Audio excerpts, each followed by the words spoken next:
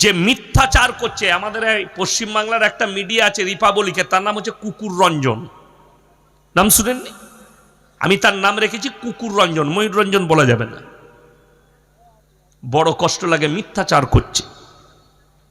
কে একজন কলকাতায় দাঁড়িয়ে একটা নেতা বললে ঢাকা থেকে 1000 রিস্কা নিয়ে বেরিয়ে গেছে কলকাতা দখল করবে। ইউ গাঁজা খেয়ে বলছে, আর যারা ওই দিক থেকে বলছে তারাও গাঁজা খেয়ে। আচ্ছা, রিস্কা নিয়ে কোনো দেশ দখল করা যায়? কথা বলে না?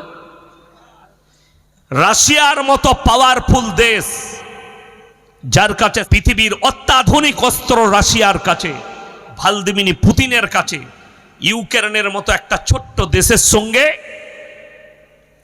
আজকে 300 কতদিন পেরিয়ে গেল যুদ্ধ, এখনো শেষ করতে পারেনি। শুধু সে নয়, চেচনিয়ার যোদ্ধাকে নামিয়েছে। পৃথিবীর সব থেকে খুঙ্খার যোদ্ধা হচ্ছে, মিলিটারি হচ্ছে চেচনিয়া, যারা রক্তর হুলি খেলে। চেচনিয়া একটা মুসলিম রাষ্ট্র, তারা এমন একটা মিলিটারি, তাদের ফোর্স আছে, যে কোনো দেশের হয়ে তারা যুদ্ধে নামে। তাদেরকে ভাড়া করলেই যুদ্ধই যাবে। আগে দেখবেন লেটেল পাওয়া যেত, আমাদের দেশে লেটেল পাওয়া যেত না মারামারি করার জন্য। আমাদের বাপ চাচারা জানে, মানে লড়াই করার জন্যে, একটা বংশের সঙ্গে একটা বংশের লড়াই হচ্ছে, লোক ভাড়া করে আনতো মারামারি করার জন্য। এই রাশিয়ার পাশে চেচনিয়া একটা ছোট্ট রাষ্ট্র, কিন্তু তাদের যে মিলিটারি আছে, এরা পৃথিবীর সব থেকে খুঙ্খার, রক্তর হুলি খেলে দেয়। এদেরও প্রায় 20,000 যোদ্ধাকে নামিয়েছে ভ্লাদিমির পুতিন।